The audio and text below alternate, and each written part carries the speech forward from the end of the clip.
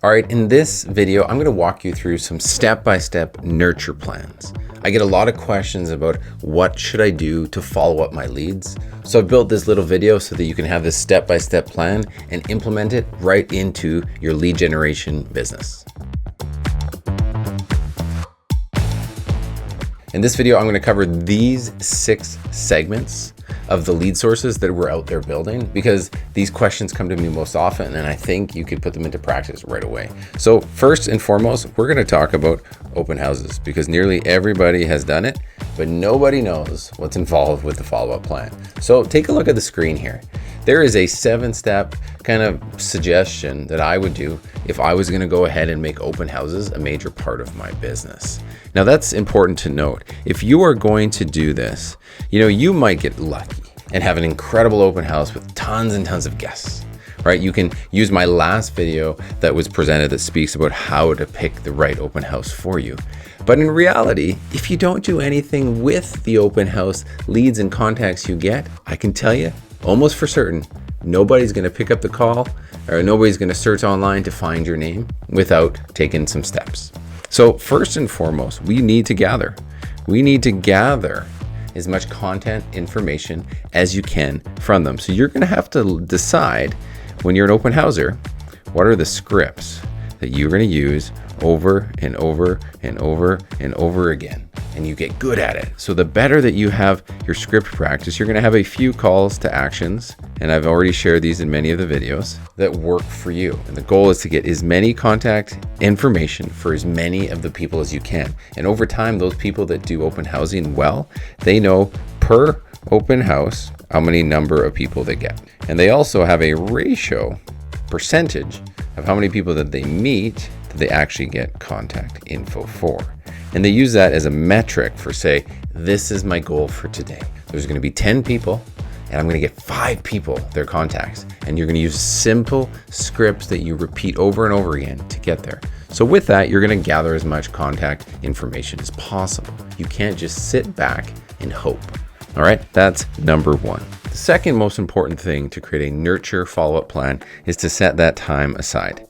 Set time aside after, this is key, after the open house. So you don't just run off into the great big world of real estate and do nothing with all of the things that you just heard, note took, and have in your memory banks with the people that you met. So set time aside to send a message for everybody you have to say, great to meet you. It's Darren here from 123 Banana Street. It was great to meet you today. I just wanted to shoot you a note to say that. Have a great weekend. I'm going to follow up with that thing I told you I would do for you, but I'm going to get to that tomorrow. Have a great one. That's it. All right. Number three, what do we do next? By the end of the day, because I know that you're running from the open house, you're going out and getting all the signs, throwing them in your car, probably going home, picking up kids, doing things, preparing dinner. By the end of the day, I want you to commit to putting everything into your CRM. Whatever you have about whoever you met, I want it to go into the CRM.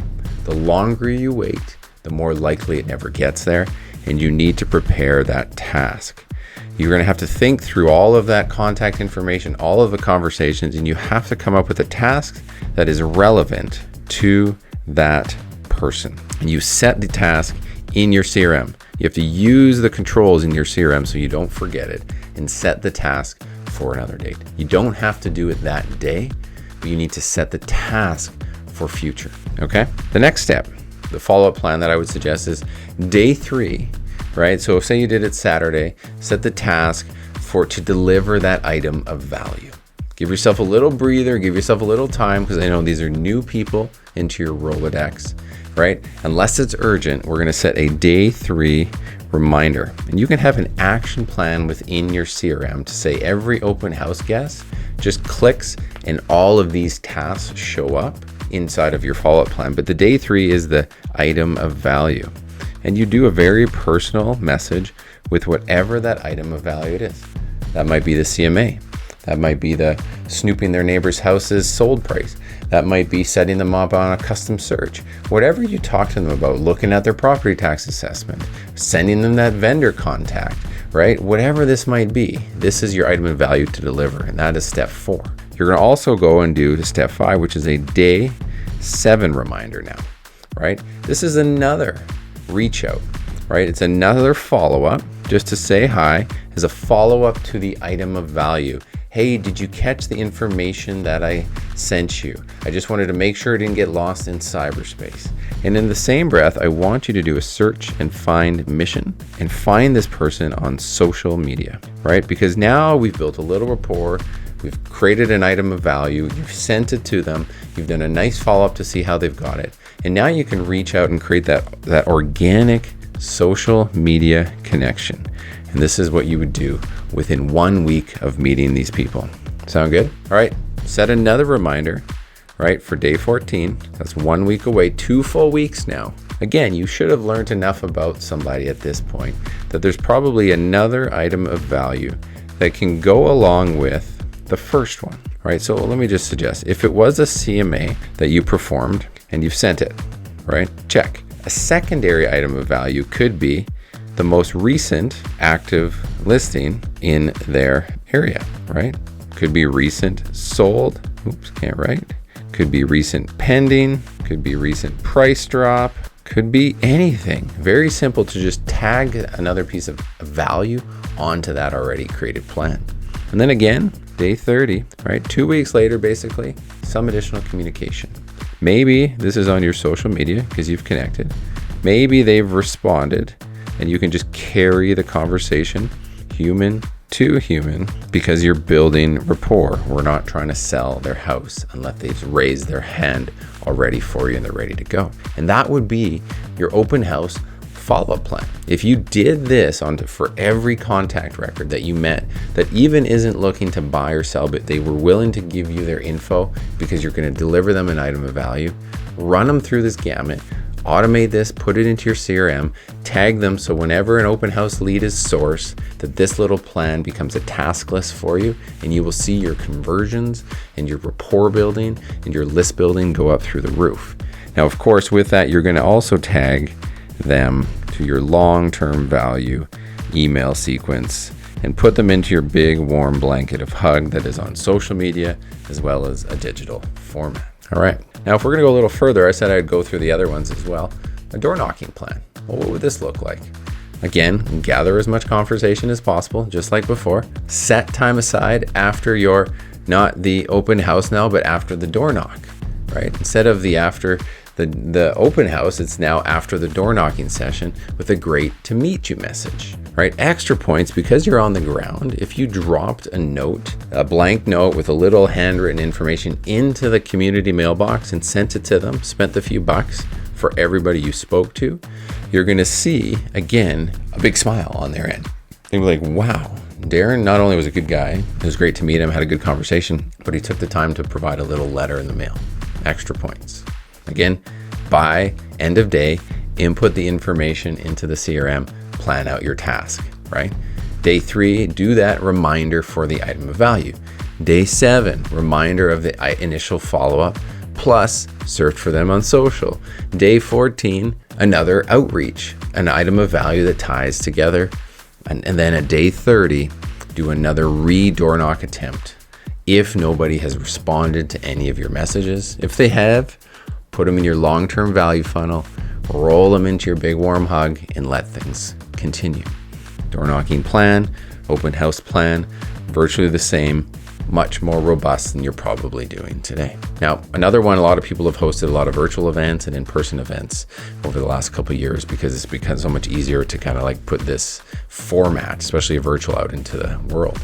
So if you're going to run an educational event or any type of thing where you've collected emails and you've hosted something very similar to like this video now, if I were to run it live, right? What you're going to do is you're going to do first is the next day, thank you, right? Very simple. Next day, thank you with a next step item.